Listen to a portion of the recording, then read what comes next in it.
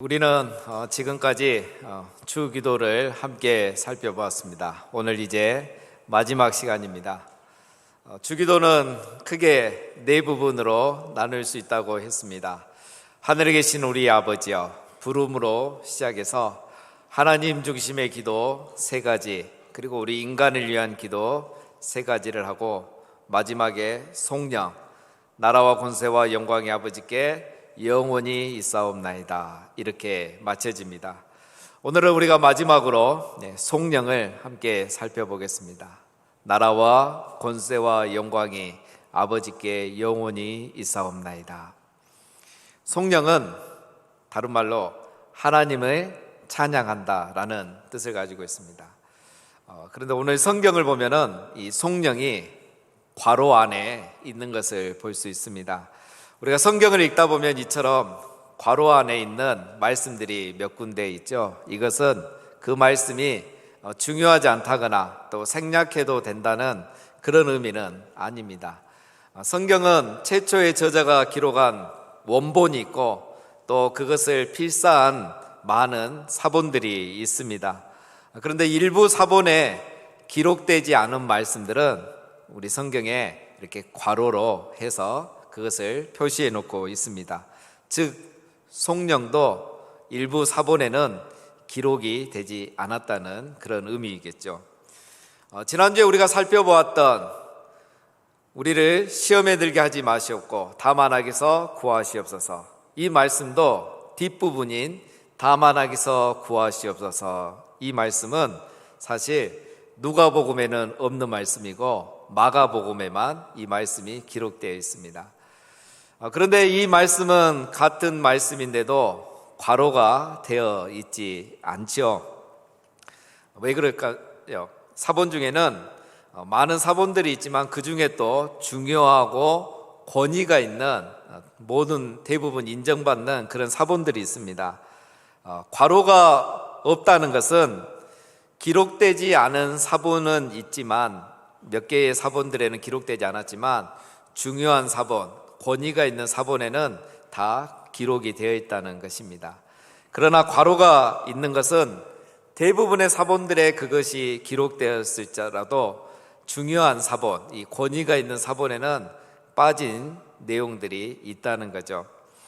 송영도 누가복음에는 기록되지 않았지만 마태복음에는 기록이 되어 있고 또 괄호로 되어 있죠. 이것은 많은 사본들에는 대부분 다 기록이 되어 있지만 몇 개의 권위 있는 사본에는 기록이 되지 않았다는 표시입니다. 그래서 미국이나 또 유럽에 있는 교회들 중에 어떤 교회들은 이것 때문에 주기도를 할 때 송영을 하지 않는 교회들이 있다고 합니다. 그러나 최종적으로 이것이 성경에 기록되었다는 것은 하나님의 섭리라고 우리는 또 믿습니다. 그리고 기도의 흐름이나 문맥으로 봐서도, 또 기도의 관습을 봐서도 이 송영의 기도, 주기도 안에 들어가는 것은 당연하고 또 자연스러운 것으로 우리는 볼 수가 있습니다. 20세기 최고의 신약학자인 요아킴 예레미야스 교수가 이렇게 말을 했습니다. 예수님이 주기도에서 송영을 말씀하지 않았지만 송영을 드리는 것에 대해서는 찬성하셨음이 분명하다라고 말했습니다. 맞습니다. 이 송영은 어느 날 갑자기 생긴 것은 아닙니다. 송영의 기원은 역대상 29장 다윗의 찬양에서부터 그 기원이 시작됩니다. 그리고 이것이 나중에 유대교의 전통이 되었던 것이죠. 회중들이 기도를 드리고 나면 제사장이 그 회중의 기도에 응답하는 기도, 응답하는 송영으로 드렸던 것이 바로 이거였습니다. 쉽게 비유하자면 지금 우리가 예배 시간에 우리 장로님께서 이렇게 기도를 하고 대표 기도를 하고 나면 우리 찬양대가 화답, 응답송을 하고 또 우리가 아멘을 하고 있는 것과 같다는 식으로 생각하시면 되겠습니다. 초기 기독교 시기에 주기도가 정착하던 시기가 있었습니다. 그래서 성도들이 주 기도로 기도를 올려드리면 교회의 감독이나 장로가 구약시대의 제사장을 대신해서, 그 역할을 대신해서 성령으로 화답을 했던 것이죠. 이것이 이제 시간이 지나면서 전통으로 굳어지고 후대에 누군가가 이것을 사본에 추가를 한 것입니다. 오늘 우리가 대표 기도를 한 후에 성가대 찬양이 없다거나 또 반주가 없으면 굉장히 어색하지 않습니까? 우리 요즘 오후 예배 이제 찬양 없이 반주만 하면 굉장히 어색합니다. 또 성가대가 이렇게 찬양을 했는데 아멘으로 화답하지 않으면 굉장히 어색하고 썰렁해지는 거죠. 초대 기독교에서 그런 의미에서 이미 이게 정착이 됐기 때문에 나중에 이걸 자연스럽게 이렇게 추가했다고 볼 수가 있습니다. 이런 배경을 우리가 먼저 알고 송령을 하는 것이 도움이 되기 때문에 먼저 말씀을 드립니다. 그리고 이제 우리가 이 송령의 의미를 알게 되면 이것이 더 중요하다는 것을 우리가 알 수가 있습니다. 송령은 한마디로 하나님이 전부라는 사실을 인정하고 고백하는 것이라고 할 수 있습니다. 이 송령에는 세 가지 단어가 나오죠. 나라와 권세와 영광. 이 세 단어는 사실 오늘 우리들은 그렇게 잘 사용하지 않는 굉장히 무게가 있는 단어입니다. 하지만 주 1세기 그 당시 로마가 세계를 지배하던 시기에 이 단어의 의미는 지금과는 차원이 다른 특별한 의미를 가지고 있었습니다. 송령의 이 첫 번째 고백, 나라가 아버지께 영원히 있습니다. 여러분, 이때는 소위 팍스 로마나 그런 시대였습니다. 로마가 세계를 지배하고 로마의 황제는 곧 세계 모든 나라의 황제고 왕이고 또 신과 같은 그런 존재였던 시기였죠. 이런 배경에서 보면 송령의 첫 번째 고백, 이것은 오히려 나라가 로마 황제에게 있습니다 라고 고백하는 것이 맞습니다. 그런데 나라가 우리 하나님 아버지께 영원히 있습니다 라고 고백하는 것은 어찌 보면 그 당시에는 목숨을 걸고 하는 고백과 같습니다. 왜냐하면 나라가 하나님 아버지께 있다는 말은 나라가 로마 황제에게 있습니다라는 것을 부정하는 의미가 포함되기 때문이죠. 물론 이것이 국가 제도를 부정하는 기도는 아닙니다. 그리고 무슨 신정국가를 세우자는 그런 기도는 더더욱 아닙니다. 이 말은 모든 나라의 왕들 위에 진정한 왕이 있고 모든 나라들 위에 진정한 하나님의 왕국이 있다는 믿음의 선포이고 찬양인 것입니다. 아버지의 나라가 임하시옵소서. 주기도문 처음에 이렇게 기도했는데 현실은 아직 그렇지 못한 것을 보면서 주기도가 끝나기 전에 다시 한번 나라가 아버지께 영원히 있습니다라고 믿음으로 고백하고 선포하고 찬양을 드리는 것입니다. 송령의 두 번째도 마찬가지입니다. 권세가 아버지께 영원히 있습니다. 권세라는 것은 권위와 권능을 의미하죠. 권위라는 것은 보이지 않는, 눈에 보이지 않는 힘을 말하고 권능이라는 것은 무엇인가를 움직이는 힘을 말합니다. 예를 들면 경찰복은 경찰의 권위를 보여주는 거죠. 그래서 경찰복을 입은 사람이 차를 세우면 우리는 아무 말 하지 못하고 차를 세우게 됩니다. 로마라는 이름만으로 세계의 강대국이라는 권위를 이미 가지고 있었습니다. 또한 로마는 이 세계를 움직이려면 권능, 힘이 필요했던 것이죠. 그리스가 철학으로 이 세계를 지배했다면 로마는 법과 군대로 이 세상을 지배했습니다. 로마의 법과 군사력은 바로 세계를 움직인 로마의 권능이자 힘이었던 거죠. 즉 이미 주 1세기에 로마는 권위와 권능, 즉 권세를 가진 그런 나라였습니다. 그런데 그런 시기에 우리 초대교회 성도들은 나라와 권세가 아버지께 영원히 있습니다라고 고백을 했던 겁니다. 이렇게 목숨을 걸고 고백하고 찬양한 것이 성령입니다. 주기도문 앞에서 아버지의 뜻이 하늘에서 이루어진 것 같이 땅에서도 이루어지이다라고 기도했는데 현실은 아직 그렇지 않은 것을 보면서 주기도문을 끝내면서 다시 한번 권세가 아버지께 영원히 있습니다라고 믿음으로 고백하고 선포하고 찬양하는 것이 오늘 이 성령의 두 번째 고백입니다. 마지막 세 번째 고백은 영광이 하나님께 영원히 있습니다 이죠. 영광이라는 말은 한자 그대로 보면 빛나고 아름다움이라는 뜻입니다. 그런데 우리가 일반적으로 영광을 받는다 하면은 높임을 받는다, 찬양을 받는다 그런 의미로 쓰이고 있죠. 주 1세기 이 당시에 세상에서 가장 높임을 받고 영광을 받는 존재가 누구였겠습니까?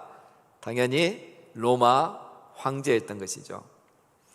세상 모든 나라가, 세상 모든 사람이 로마 황제에게 영광을 돌릴 때에 그 당시에 그리스도인들은 하늘에 계신 하나님 아버지께 모든 영광을 돌렸던 것입니다.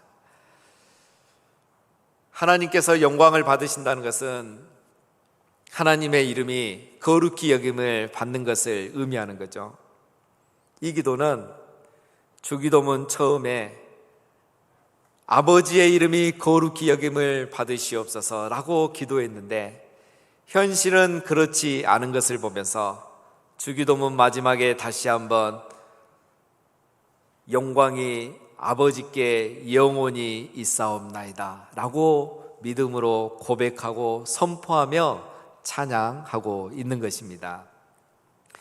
그리고 오늘 이 성령 마지막을 보면은 나라와 권세와 영광이 아버지께 영원히 있사옵나이다 라고 되어 있습니다. 여기서 영원이라는 말은 절대 흔들리지 아니하는 진리라는 것을 강조하는 말씀입니다. 즉 지금 현실은 그렇지 않을지라도 나라와 권세와 영광이 아버지께 있다는 것은 절대 흔들리지 아니하고 변하지 않는다는 진리라는 것을 선포하는 겁니다. 그리고 나라와 권세와 영광이 아버지께 반드시 돌아갈 것을, 실현될 것을 믿음으로 선포하는 것입니다. 이처럼 이 성령에는 고백과 강구와 결단이 다 담겨 있는 말씀이죠. 이걸 보면은 그동안 우리가 주기도문을 계속 살펴본 것과 내용이 그리고 구조가 일치하는 것을 볼 수가 있습니다. 그래서 오늘 우리는 이 성령과 함께 주기도문을 다시 한번 결론을 내리면서 정리할 수가 있습니다. 주기도는 어떤 기도입니까? 첫 번째로 주기도는 탄식의 기도인 겁니다.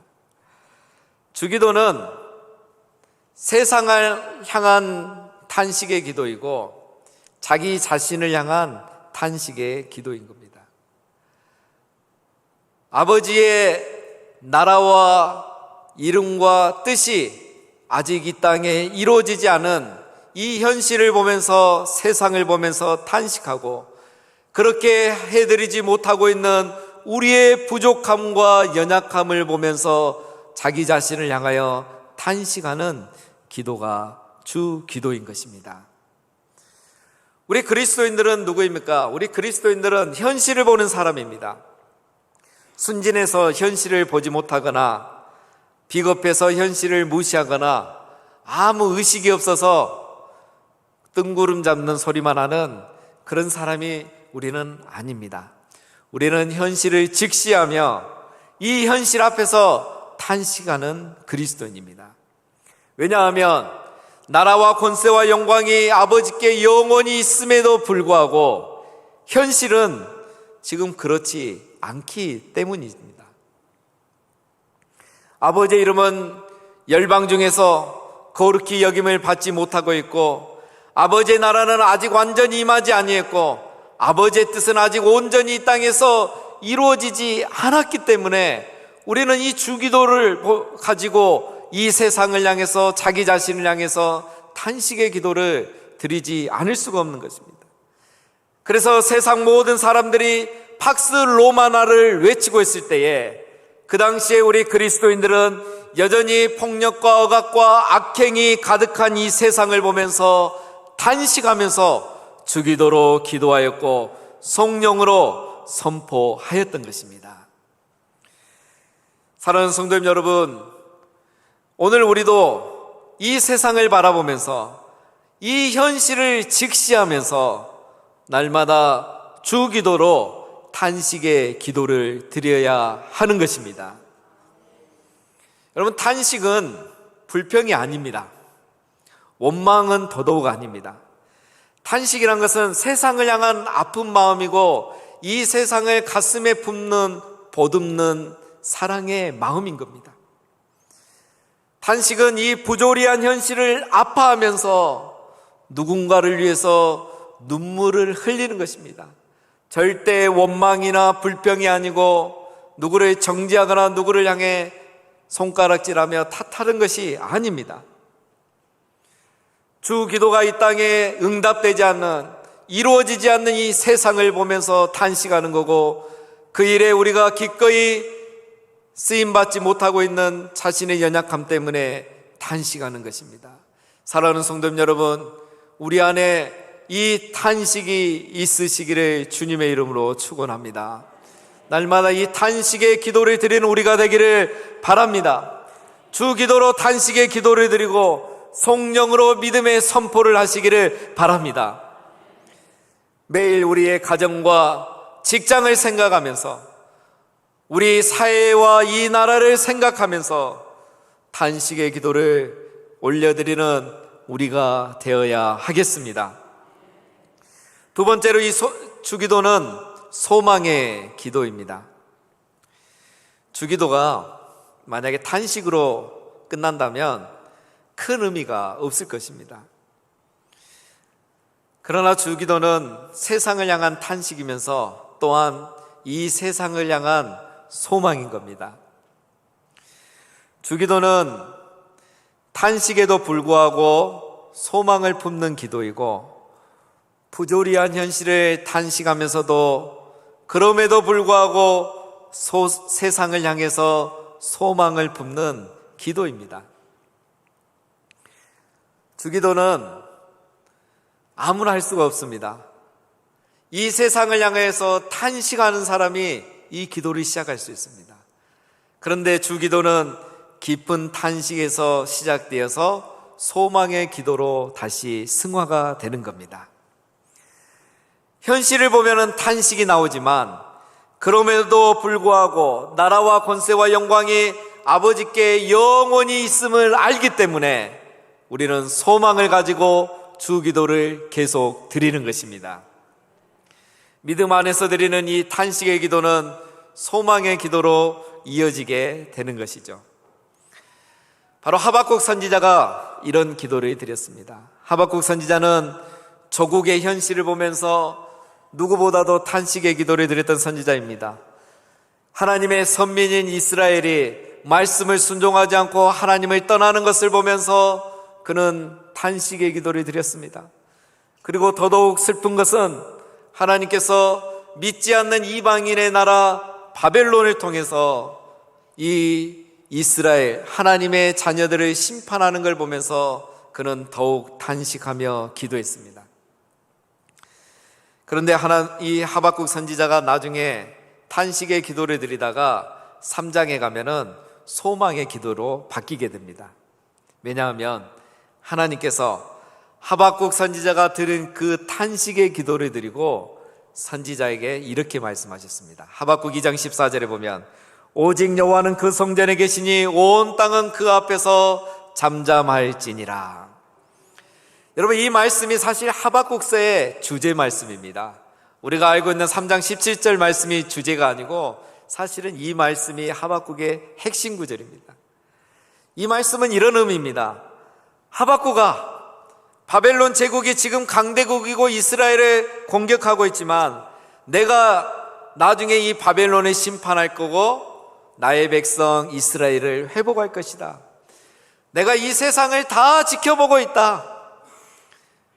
나라와 권세와 영광이 바벨론에게 있는 게 아니라 이 이스라엘을 보면서 나라와 권세와 영광이 하나님께 있다는 것을 온 세상이 알게 될 것이니 너희는 잠잠히 이것을 지켜보고 있으면 된다.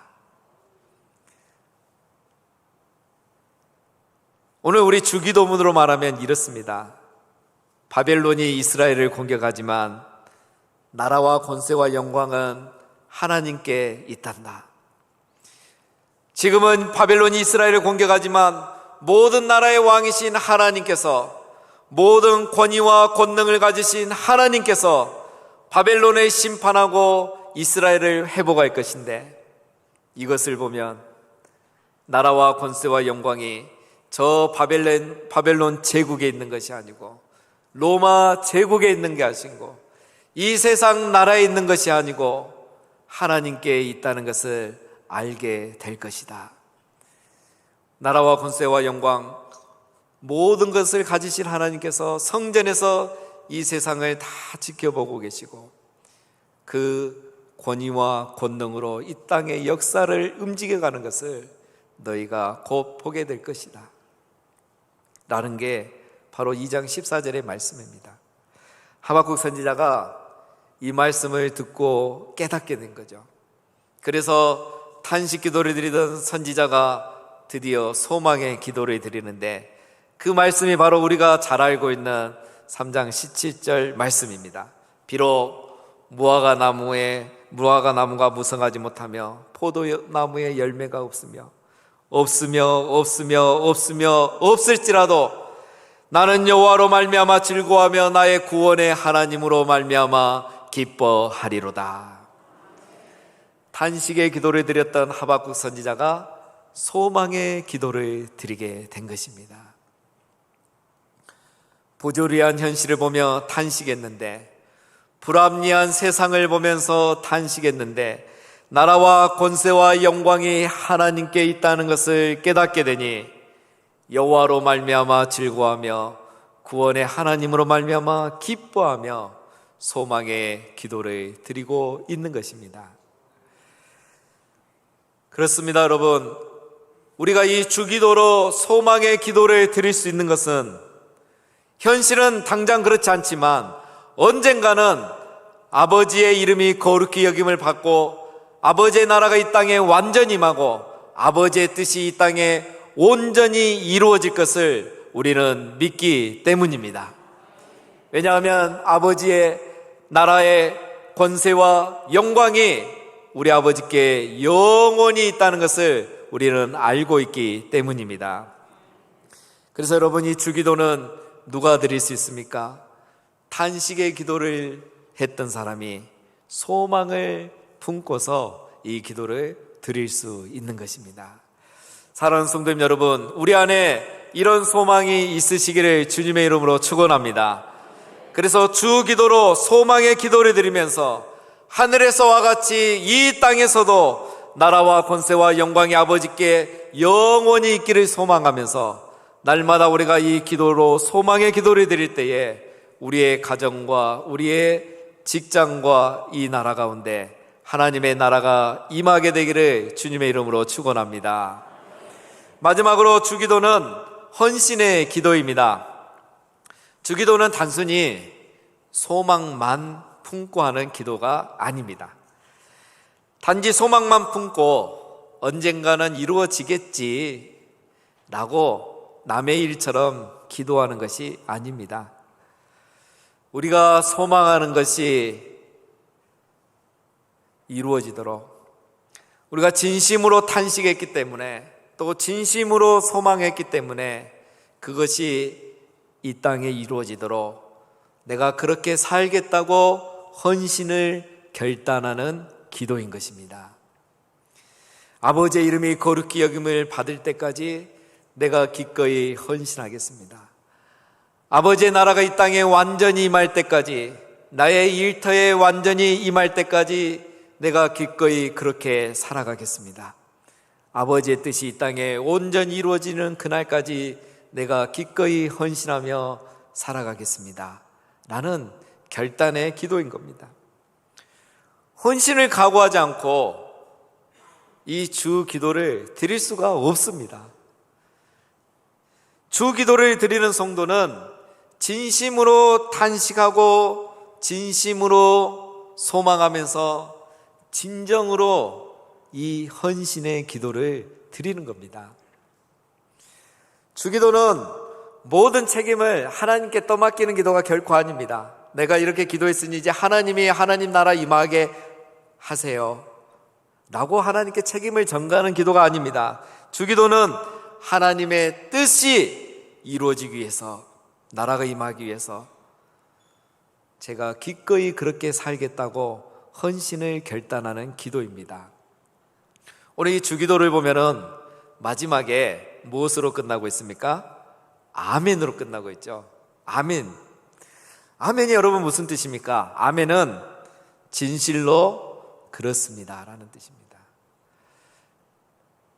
진실로 그렇습니다라는 이 아멘 안에는, 즉 그것이 사실이라는 것을 인정하고 나도 그렇게 되기를 바라고 또한 그렇게 되도록 내가 살겠다는 결단이 아멘인 겁니다. 그래서 우리가 찬양대 찬양을 하고 나면 아멘 하는 거고, 설교를 듣고 나면 아멘 하는 거고, 기도를 하고 난 뒤에 아멘을 하는 것입니다. 그래서 기도에 있어서의 이 아멘은 기도의 마침이 되지만, 삶에 있어서의 아멘은 순종과 헌신의 시작이 되는 겁니다. 말씀을 맺습니다. 우리 사랑하는 성도님 여러분, 여러분은 매일 어떤 기도를 드리고 계십니까?